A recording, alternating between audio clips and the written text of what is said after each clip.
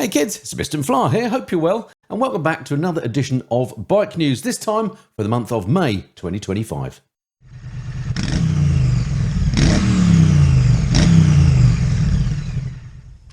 Alright folks, welcome back to the channel, and if you haven't seen Bike News before, it's basically my monthly look through the newspapers here in the UK at what's been going on in the world of motorcycles here in the UK, as I say. I've got 4 papers to go through and lots of interesting bikes to talk about, so stick around, stay tuned, grab yourself a brew, let's get on with it. Right, first story then, Nemesis rides again. This is so cool, it's fantastic. I don't know if you've been following the story of this, the Nemesis rebuild that Alan Millyard has been doing with Henry Cole. It's been absolutely fascinating. Anyway, let me give you a little rundown in case you've not come across this yet. Norton's Nemesis V8 roared back into life in mid-April as it underwent its first shakedown test after a full nut and bolt restoration by genius engineer Alan Millyard. The one-off 1999 machine, which had been on display at the National Motorcycle Museum, has been rebuilt in pursuit of a land speed record attempt later this summer, with TB's Henry Cole looking to set a new benchmark for a V8 motorcycle. So Alan's done all the work, Henry will get all the praise. I don't know, maybe perhaps it doesn't work like that. They're both top guys, by the way, I must add that. I know I've been very lucky to meet them both over the years. Anyway, I feel privileged to have been trusted to work on this one-of-a-kind bike, Millyard told MCN. I truly appreciate and thank James Hewing, Director of the National Motorcycle Museum and owner of the Norton Nemesis, for this opportunity. After putting in the hard yards with the development, Millyard was understandably first to ride the Reborn machine, describing it as an unbelievable experience, and he was blown away by the power, and that's saying something given some of the bikes that Alan Millyard has ridden in the past. The next time the Nemesis will be ridden is at Elvington Airfield, where Henry Cole will attempt to break the world speed record for a V8 motorcycle. The current record was set by Glenn Curtis in 1907, so this is a long-standing one. With his self-built V8 Special, achieving an alarming 136. Now, 136 miles an hour in 1907 on a home-built motorcycle. That's quite something, isn't it? So I would imagine this is going to be, I'm not decrying the attempt anyway, but I would think this record's going to go, wouldn't you? Because the Nemesis looks quick, doesn't it? And I think on the shakedown runs, I don't think it says here, but I think they've already done faster than that, albeit it wasn't an official record attempt. But so yeah, hopefully Henry will get that record, and we look forward to watching their progress, and hopefully it'll all be done safely. There'll be another record in the bag for Henry. He's got a few now. All right, moving on. Now, I'm a bit of a BMW fan. Not necessarily all the brand new BMWs, though, it has to be said. I've recently bought myself a second-hand GS because I don't like the new ones particularly. However, BMW have been releasing quite a lot of bikes recently, if you've been paying attention to social media, etc. And this is one of them. It's the R1300 RT, which we've been waiting for a long time. And I think, well, the looks of it, again, they've kind of gone a bit of a departure on the design, and it may well split opinion. I don't know, I've not heard much about it yet. But I must say, I think it looks quite good. They have made it look more modern, but they've lost some of the bulbous front end that I didn't like before, and I think this does look all right. Anyway, let's see what it says here. R1300 RT breaks cover. BMW's Tourer grows in both capacity and technology for 2025. BMW have continued the expansion of their R1300 Boxer twin family with a new R1300 RT Tourer. The bike will cost $18,900, with a spec'd up LE version coming in at $21,325. Both bikes are available from July. Immediately obvious is the likely contentious styling. Now, I've only seen this one picture. I've not seen one in the flesh. And as I say, I think it looks all right. I'd be really interested to see if this is contentious styling and whether you think it's a dog or not. I think it looks all right. The engine is held in a new chassis as a stress member, which is definitely a new thing for a Boxer. Bike standard seat height comes in at an easygoing 780mm. It's 281 kilograms ready to rise. It's a heavy old brute, but the RT always has been. And with that nice low seat and with the Boxer engine, the centre of gravity will be low. It won't feel as heavy as that sounds. With a completely new engine, chassis and aerodynamics, it offers a riding experience that meets the highest demands in this segment in terms of dynamics, comfort and travel capability, project manager Harold Spagel said. So yeah, this looks great. It's right up my street. I love a big Tourer, me, and I'll be very interested to have a go on this. Yeah, so looking forward when that comes out. I must drop BMW a note and see if I can get an early ride on one. Then that looks great. Let me know what you think. And whilst we're on that theme, another new BMW has broken cover. This time it's the new RS, again, Boxer powered, and we've been expecting this for a while, haven't we? The R1300 RS. It says here, BMW's new RS offers more poke and just as much ability. Similar sort of upgrades to the RT we just talked about. And again, new styling, which may be contentious, but I think this looks pretty good. It says here, BMW have given their resident sports tourer a bump in displacement for 2025, creating the new £13,700 R1300 RS.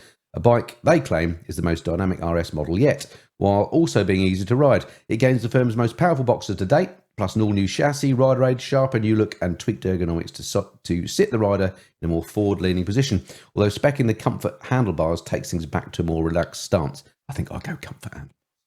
It churns out 143 brake horsepower. Well, that is a lot for a boxer, isn't it? Which will be very grunty. This will be great. BMW say weight has been concentrated closer to the centre of gravity for improved handling. Although curb weight sits a shade heavier than its predecessor at 245 kilograms. So this is a heavy old lump as well. But again, it won't feel it because of that low centre of gravity. It's got radar-assisted safety tech. Or it's also available rather as an option. As usual, you know, these figures sound quite good, don't they? But once you spec these up, they're going to be quite pricey. As expected, the RS packs touring potential with heated seats and a luggage setup with electric central locking. So good luck with that. I hope that works. They had a few issues, didn't they, on the GS version of that, which I didn't like actually. An R1300 RS SE will come in at 15,990. So I think that's actually not a bad price. But again, once you start adding the things you want, it'll probably go up a little bit. But given I just spent quite a lot of money on a second-hand bike, I'm thinking actually these are sounding relatively all right. Now, I know this is a lot of money, and I completely get not everybody's got 15, 20 grand sitting around. But if you have, these are well worth having a look at, aren't they? And again, really interested to hear your views on what you think of the new BMWs and this new sort of wave of styling. They've gone a similar way with cars as well, and they've got quite a bit of... you know, they copped quite a bit of flack, haven't they, over the styling? And I'm not sure I like the cars very much. But yeah, these two bikes look really good. So I'm pleased about that. For me, the new GS is a miss on the styling front, although they both, the Adventure and the standard GS, ride beautifully. But these look great too. Anyway, moving on. Away from BMW for a bit. KTM. Now, as you know, they've been going through the wars of late. And this story was from 3 or 4 weeks ago. So it's a little bit old news, but I'll tell you about it anyway. Financial struggles see brand drop CF Moto from Euro dealerships, which I think is a shame. Do you remember they had this sort of distribution deal with CF Moto that meant that they were available via KTM dealers? It also meant I could borrow them as a press loan, and I have ridden some CF Motos, and I was very impressed by them. But because of their financial woes, it looks like that tie-up is no more. It says here, KTM parent company Pierre Mobility AG have confirmed they will cease distribution of CF Moto motorcycles across much of Europe by May the 31st. And so that's, well, I'm recording this on Thursday the 29th, so a couple more days, in a bid to focus on their own brands. The decision, which is said to have been mutually agreed by both firms, affects the UK, Germany, Austria, Switzerland and Spain, where KTM has managed distribution since January 2023, so not that long. But it's a shame because it did make CF Moto accessible and gave CF Moto actually a bit of kudos, I think. But anyway, I'm sure CF Moto will do fine, whatever they do in the future for distribution. And there will be some news soon, I think, about KTM. I don't know if I've got it in this bike news. It's relatively breaking, but it seems like they may have had a bit of a stay of execution. So stay tuned to Bike News next month for more on that story. All right, next up, final story in this paper. Battle of the Twins. Has Yamaha's updated MT-07 done enough to stay ahead of its closest middleweight roadster twin rivals? Now, they've pitted the new Yamaha MT-07 against the Honda CB750 Hornet and the Suzuki GSX-8S. Now, often in these head-to-heads, I say, you know, I haven't ridden the new one, but I've ridden whatever. But in this case, I've actually ridden all these bikes. I've got the MT-07 at the moment, actually in my garage. I've had it for a little while. It's going back soon, so there will be videos coming soon on the MT-07. I've got it with the YAMT, and believe it or not, it's the first time I've ever ridden an MT-07. And without putting too much of a spoiler alert, I've really enjoyed it. It's a really nice, fun bike, lightweight, great fun around the back lanes. I really liked it. But then I also really like the Honda Hornet, and I also like the GSX-8S, although out of them all, I think the Suzuki is my least favourite from a looks point of view. I think now the Yamaha MT-07 with its more MT-09-esque styling is probably my favourite to look at. So it'd be, for me, it'd be between the MT-07 and the Hornet. Let's see what MCN say. They've given the Suzuki 4 out of 5 stars, the Yamaha 4 out of 5 stars, and the Hornet 5 out of 5. So they're rating that one top. Let's see what Phil West said. Too good to be true. On face value, all three are incredibly similar due to their parallel twin engines, tubular steel frames, upside-down forks, radial brakes, and 5-inch TFT dashes. In reality, they're quite different. The Suzuki may have a great engine characterised by bags of mid-range grunt and the slickest gear shift. The Yamaha may be a big step up with better looks, riding position, more premium touches, particularly the new dash and switchgear, and new upside-down forks and radial brakes. But it's the Honda that remains almost too good to be true. It's not just the most powerful, its handling, equipment and comfort are arguably the best, and it's the cheapest too. Hornet was our unanimous winner. Well, there you go. You can't argue with that sort of value, can you? So they rate the Hornet best. The Hornet's 7449, the MT-07 7704, so it's not a lot more expensive. And I, for one, would take the MT-07 out of that batch. But we're all different, aren't we? Just as well. All right, that's it for the first paper. Okay, next paper, 4 stories here. And the first one I've highlighted is history repeated, a bit of Triumph news. Triumph launched second Slippery Sam Trident tribute in 2 years. Now this, I think, looks absolutely cracking. I think it's partly because of the red wheels. I'm a bit of a tart for coloured wheels. Well, I'm just a bit of a tart generally, but I do like coloured wheels on a bike, particularly gold ones. But any coloured wheels always stand out to me. Some people find them repulsive, but I think on this Trident with the blue tank in this new scheme, it looks absolutely corking. Now, I do love a Trident. I've not ridden one for a while. I did ride them when they first came out. And, you know, Triumph are masters of the triple, aren't they? And this is a cracking bike to ride, and I think it looks fantastic as well. And now with this colour scheme, I really, really like the looks of this. Let's read some highlights of the story. It says here, Triumph are paying tribute to their 5-time Isle of Man TT winning Trident Slippery Sam race bike of the 1970s by launching their second special edition Trident in 660 in 2 years. I'm not often a fan of Triumph special editions, but this one I am, I have to say. I mean, when they're paying homage to something from history in their own history, that's fine. It's when they do the things like 007 tie-ups or tie-ups with Breitling watches and things like that. Those are the things I'm not so fan of, but this looks good. Anyway, carrying on. It's called the Trident Triple Tribute. That's a bit of a triple tongue twister. And it'll be 8,045. It's available for 1 year only. It's got a new blue, black and red colour scheme with matching fly screen, silver belly pan, then there's colour-matched radiator cowls, aluminium yokes and hill guards, plus colour-matched fork protectors. The Tribute commands a small price hike over the standard bike, which is currently available for 7,895. So what is it? It's less than 200 quid more for all that. I mean, okay, it is basically a colour makeover, but it does look great in my eyes again. Is it just me, or do you like the look of that as well? Be interested to hear if you've got a Trident, now you've got on with it. It's probably about time I rode one again. Right, next up, great story. This cleared for takeoff. I don't know if you remember, we talked about this in Bike News some months back, but let me give you a reminder. 1 year on since a quartet of air traffic controllers undertook a 3,500-mile trip from Aberdeen to Gibraltar for charity, the group have closed fundraising at a grand total of, and this is incredible, £77,886. Do you remember this was the group, including Mr. and Fly viewers, I'm glad to say, that left and did a tour basically taking in all air traffic control centres in the UK and Gibraltar, I think, and raised money doing so. And they've made this incredible, almost 78 grand so far. The money will be split between Prostate Cancer UK and Airability, two great charities. The 4-man team was made up of Wayne Clark, Richard Fell, Harvey McVicker and Sean Bellers-Ray. So well done, you 4 chaps. Absolutely sterling effort. I'm sure you had fun on the way too, but what a great way to raise money for some great causes. So well done, you guys. All right, next up. Right, so Aprilia news. Don't often talk about Aprilias here on Bike News because they don't actually knock out that many new models, do they? I do love the Tuono. And I do love the RSV4 Factory, this is the latest version of. I mean, it's an absolutely stonking machine. I love sports bikes. They just don't love me and my achy body. So let's see what it says here. And Nevesy's riding this one. So this is a stunning looking thing. For 2025, Aprilia's RSV4 Factory 1100 takes the prize for being the most powerful full production road bike money can buy. Crazy. It's also, so just to give you an idea, it is actually 217 brake horsepower. Absolutely nuts. It's also cleverer than ever with refined...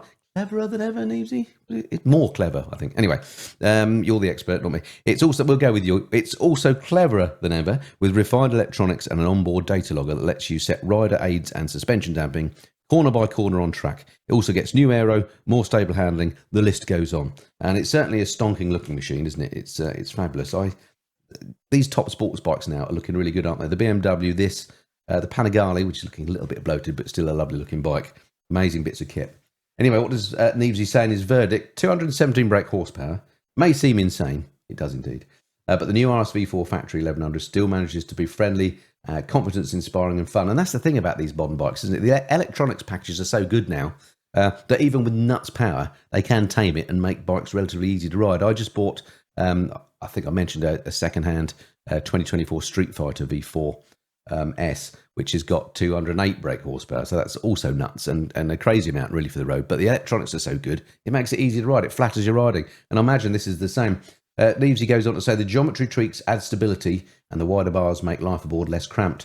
The refined throttle response, extra grunt and polished electronics make the job of unleashing all that power impossibly easy, and that's the point I was making. So yeah, maybe I was perhaps a bit quick to poo-poo these high horsepower bikes in the past, but now it is possible to ride them safely on the road at reasonable speeds. You've still got to have great willpower, because it is still all there ready for you if you want it. So, you know, these bikes are license losing if you haven't got great self-control, which is something we're going to have to work on. Anyway, so Nevesy likes it, basically. As do I. How much is it, out of interest? 23,850 for the factory 1100. If you want the standard bike, it's 18,850. So yeah, pricey beast, but this is how much bikes cost these days, don't they? And again, we've been here before. People moan about the cost of new bikes, and yes, they are expensive. But when you look at inflation over time, actually, they're no more expensive now than they were 20 years ago. Hard to believe, but it's true. In real terms, obviously, in actual terms, they're more expensive, of course. Right, next story, last one here. Be a rebel. Who says cruisers have to be American built? Japan and China can also do laid back riding. Now, I disagree on this one, actually. I'm sure these bikes are fine. It's the Honda CMX 1100 Rebel SE DCT and the Morbidelli C1002V. But to me, if you're going to get a cruiser bike, it's all about Americana. Now, there are a couple of exceptions. So there are, for example, some Moto Guzzi's and some Triumphs that I think are worthy cruisers. I don't know why they're an exception, but to me they are. But normally, if you want a cruiser, it's got to be a Harley, or it's got to be, preferably to me, an Indian, which is my favourite American brand. So I wouldn't go near these personally. Let's see what the verdict is anyway. And this is from John Urry. He says, Honda hits the mark. I'll be quite easy to overlook the Rebel, as it's a bit of an oddball. And I agree, I just don't like the looks of it. I don't like the way the fuel tank just sits on top of the frame. Instantly charming, Honda's modern take on a cruiser. It's fun to ride and hits the mark for a target audience who want to take life a bit easier. And then he goes on to say, the longer you ride the Morbidelli, the more it grows on you, but it never impresses. It's not bad, it just doesn't blow your socks off. So there you go. I think actually the Morbidelli looks quite angular and quite cool with its proper V-twin, unlike the, I think the Honda's just got a parallel twin, isn't it? Anyway, either way, neither of them really do it for me. I'm just interested in that question. Do you think you can have a non-American cruiser, with the exception of Triumph and Moto Guzzi? Are there any other valid ones? Let me know in the comments below. All right, next paper. Right, 4 stories in this one to go through. First one, Touring Twins tweet. Yamaha launched techier Tracer 7 plus new top spec GT for 2025. I have to say, I'm loving the looks of these Tracer 7s. I think I've ridden a Tracer in the past, a 7. I've definitely ridden the 9. But these look great. These have got new styling. And they remind me a little bit of the BMW F900 RS, the way they've got these little slitty lights and the little cowling. But it works for me. I really like the looks of these. Let's read what it says. Yamaha have given their twin-cylinder Tracer 7 family a radical overhaul for 2025 with a new engine, new styling, and ride-by-wire throttle to unlock cruise control and ride modes. Prices start from $8,804 on the road, which I think is a great price for a bike with this sort of capability. Powered by Euro 5 Plus compliant 690cc parallel twin, also found in the latest generation of the MT-07 Naked. Helping to justify the $1,300 price differential. Now, this is actually talking about the top spec GT. It says here, helping to justify the £1,300 price differential is a remote preload adjuster as standard, plus a pair of hard cases that mount using a one-piece aluminium frame and are designed to be able to carry a helmet in each side. That's handy if you're taking a pillion, for example, but then you've got no luggage space, of course. The screen is also 90mm taller. There are 3-stage heated grips, a centre stand, and thicker seat padding. So I think for £1,300, I mean, just the luggage alone is probably worth nearly that, but for all those extras as well, it's probably worth, if you can stretch, going for the GT, which 1,300 on top of 8.8. So it's still, it's tickling on 10 grand. You're getting a great touring bike for that. Really like the look of that. So yeah, nice one, Yamaha. They've really improved their bikes of late. I think Yamaha, for me, are coming on a lot. Right, here's a bike that I'm not so sure about. Triumph again. Triumph launch. What does it say here? Speed Triple Sharp and Triumph launched track ready limited edition RX Super Naked. Now I love the Speed Triple. But do you remember they did the Speed Triple, was it the RS, that was the sort of retro racer one, which they sort of dropped quietly a little while back. It was only in the catalogue for a couple of years, which again, in theory, was a great bike with all the right, Olins, etc., but was devilishly uncomfortable because of the riding position. Now, what they've seemed to have done here with this one, as far as I can tell, is whipped the fairing off and left that riding position and said, well, this is really for track bike fans, which may work. There may be enough of those to buy it, but I don't know. Let's read what it says and then we'll talk more. Triumph have launched a new 18,995. So we are talking pretty expensive here. This is up there with top super naked bikes. Speed Triple 1200 RX for 2025, which builds on the standard RS with clip-on bars, taller pegs, and a special racing-inspired paint job in Triumph Performance Yellow. The bars are now 69mm lower and 52mm further forward, with the pegs raised 14.5mm and set back 25mm. It's more focused and involved than the RS, but less extreme than the half-faired Speed Triple RR. It was the RR I was talking about, which was the retro-faired one, which has been discontinued for 2025. The inclusion of an electronically adjustable Öhlins SDEC steering damper. Always got that as well. There's a homologated Akrapovic end can, complete with a carbon fibre tip. So, yeah, so they've ditched the RR in favour of this, basically, is what they've done, and said, if you're a track fan, go for this. It's not for me, I have to say. I do love a Triumph for me, but I just think this one's going to be too extreme for me. I wasn't looking for more extreme. Now, I have to say, I did see a review of this. Al Fagan did one on a recent 44 Teeth. And he absolutely loved it. He said it was up there with Super Naked. So they've obviously done a good job if he rates it. But hanging on was an issue. He was saying, give us a fairing, make it a Daytona. And I tend to agree. If it was a Daytona, we might be a bit more excited. But still, if it's going to be uncomfortable, it won't be good for us old crusties anyway. Not for me. Right. Moving on. Ducati Naked Spy. Now, this is exciting because this is potentially the new Monster V2. This is what it says. Spy Shots have revealed a new Ducati Monster in development, appearing to be powered by the Italian brand's latest V2 twin-cylinder engine. Now, that's the engine we've seen in the Panigale V2, the Multistrada V2, and everybody raves about it. Only the Monster, Desert X, and Hypermotard 950 continue to use the old Testa Stretta design for 2025, and it's likely they will all migrate to the new platform or cease to exist in the range. Let's hope they migrate. There's clearly a TFT dash and drooped oval headlight design, as is tradition with the recent Monster models. Forks are mounted with quite a relaxed rake, suggesting the bike is intended to have a more of a weekend roadster appeal than the naked Streetfighter V2. Ducati confirmed the bike will arrive early next year, but made no further comment. Looks great. I love a Monster Me, and I've mentioned a couple of times now that I've just bought myself a Streetfighter. Well, this was also in the mix. This was my other sort of bike that got under my skin of late when I rode it. I love the current Monster. I love, so I'm really looking forward to trying this with the new engine in. I hope it doesn't get sport, because there's something about that old bike that I really loved. It's flickable, lightweight, fantastic bit of kit. And it still may be in my future somewhere. Anyway, it says here, performance gains. The current Monster produces claimed 110 brake horsepower. However, the new V2 makes a claimed 114 in Multistrada trim. So there's a little bit of power increase possible, but you don't actually need more than that on the road. I know it sounds hypocritical given what I've just bought, but that is true. The old fuel tank mounted indicator setup has been replaced with a more traditional fork mounted design. Yeah, looks good. It's hard to tell from these Spy Shots, isn't it? They're always a bit grainy, but yeah, looking forward to seeing that one. Last story here, making up the distance. Can Triumph's Tiger Sport 800 overhaul the Yamaha Tracer 9 and BMW's F900 XR for top sport touring honours? We take them on a 1,200-mile French road trip to find out. So MCN have done a proper test of these. Excuse me. So the Yamaha Tracer 9 GT, which I have ridden, lovely bike to ride. Just can't get past the looks of that one, I'm afraid. The front lights and so on just don't do it for me. Triumph Tiger Sport 800, which I'm itching to ride. I've got one in the diary. I will be riding one in a few months' time, so I'll be bringing you the reviews of that. That is right up my street, that bike. I love a triple me. And the BMW F900 XR, which I have ridden. Maybe not in its complete latest form, but a lovely bike. And out of the three, I think is the best looking. So let's see what MCN have said anyway, because I can't really comment having not ridden the Tiger Sport 800. I love the 660 version. Let's see what it says here. The BMW's performance on our trip was a letdown. That's a surprise, isn't it?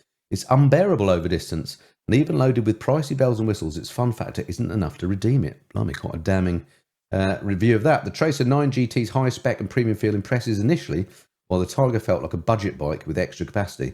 But the more we rode, the Triumph's lack of gadgets became less of an issue. It's fun with a perky feel if you wind it up and chuck it around, yet short shift into top and hit cruise, and it'll ultimately see out a full tank of fuel in greater comfort than the Yamaha. So they're basically giving the win to the Triumph, although they've given the Triumph 4 out of 5, the Tracer 9 GT 4 out of 5, and the BMW 3 out of 5.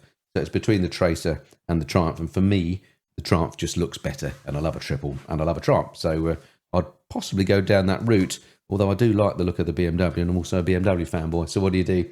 Basically, you go out, ride them both yourself, and work out what you like yourself. At the end of the day, these reviews, including mine and my comments, are all just my opinion. So feel free to disagree with anything I say at any time. And I know some of you frequently do. That's absolutely fine. Right, last paper. Before we get to parish notices, only 2 stories to pull out of this one. First one, now this one is of great interest to me. Back with a thump, Suzuki's much-loved trail single returns with the best of the old DRZ, or DRZ, depending on which side of the Atlantic you are, plus updated technology. There hasn't been another mainstream four-stroke trail bike of this size and spec since Euro 2 Plus forced the liquid-cooled 400 off sale. This isn't a hardcore enduro bike. We're talking about the new DRZ4 from Suzuki. DRZ4, sorry.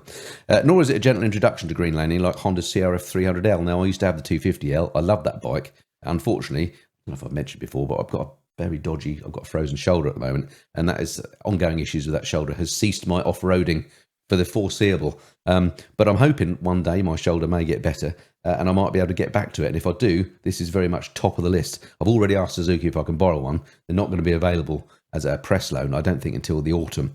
And even then, because of my shoulder, I may not be able to do much off-roading on it, but certainly I'd love a go on it. And I think there's a Supermoto version of it coming out as well, so that may be more appropriate. Anyway, I'll read on. It says here, nor is it a gentle introduction to green laning like Honda CRF 300L. The DRZ4S sits in the middle ground, friendly enough for newbies, but with the ability to keep you entertained as your ambition grows. ABS can be deactivated on the rear only, or full disengagement comes on the second button press on the LCD dash.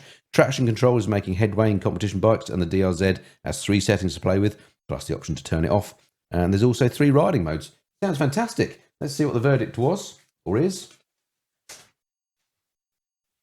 Oh, and they're estimating it's going to be £8,000, by the way, so it's not a cheap option by any means when you compare it to the CRF 300, for example. The new DRZ4S retains the old bike's everyman feel, but the modern fueling, suspension and electronics enhance it and bring it into line with modern expectations. It's cheaper and more accessible than enduro options, but anticipating an RRP somewhere around £8,000, it's also over £2,000 more than the CRF 300L. So if you got yourself a CRF, you've been bitten by the off-road bug, and you want to move up to something, maybe this is the way to go. It certainly looks the business, doesn't it? And I, for one, and very much, possibly, this is the most anticipated bike of this year that I've been looking forward to. So yeah, can't wait to have a go on that. Right, let's get on with then.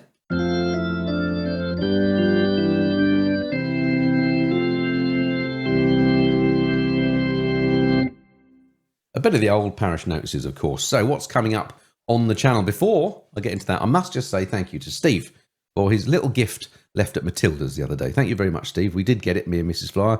You left us a very nice little note as well. So thank you very much. And here's a picture of us enjoying your gift, or at least part of it. We did have to subsidise it a little bit. But anyway, thank you, Steve. You don't have to do that, but it was very nice of you, and it made our day. So thank you very much. Anyway, coming up on the channel, if you're interested, the next video will be the Multistrada V4S first ride. Now, this I rode, I don't know, it's probably about 5 or 6 weeks ago now when I made this video, and I absolutely loved it. So a bit of a spoiler alert, what a bike that is. Now, I've always loved Multistrada, but I've always found them a bit top heavy and a bit ponderous for me, being a shorty. But now, with the auto adaptive suspension thing that lowers itself, that's made that a non-issue, and what a fantastic bike that is. It's an amazing bike. Anyway, I won't go on about it. I'll wait till you see the review of it, so that's coming up next.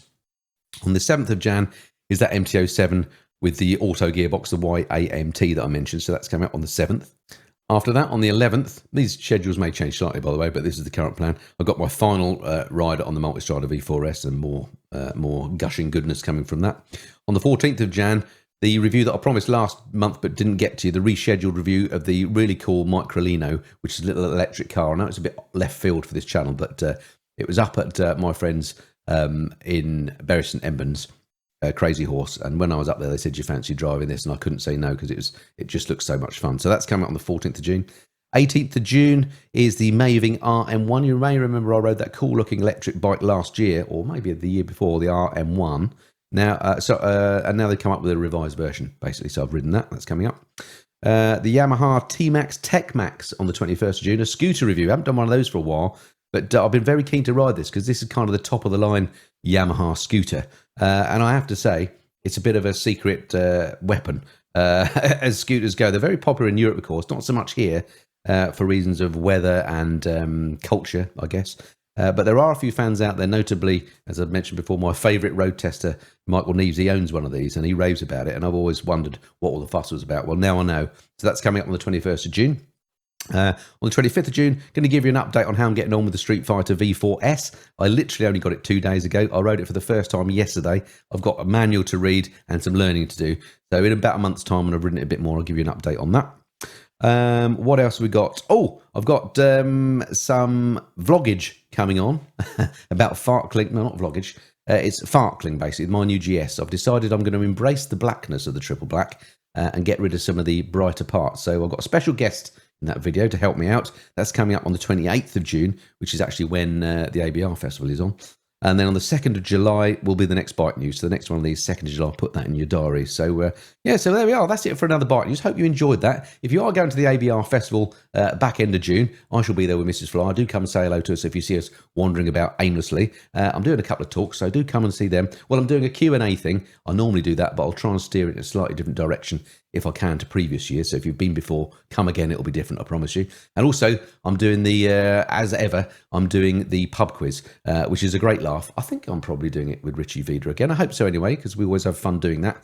So do come and see the pub quiz if you're at the ABR Festival. Great prizes to be won, and it's very easy to win them too, I have to say. So, and I cannot wait for ABR. For me, it's the highlight of the biking calendar. So fingers crossed for the weather on that. It will be June, so it should be all right. Anyway, look forward to seeing you there if you're going. All right, that's it for now. Look forward to speaking to you again soon. Until then, this has been the Mr. and Fly. Cheerio.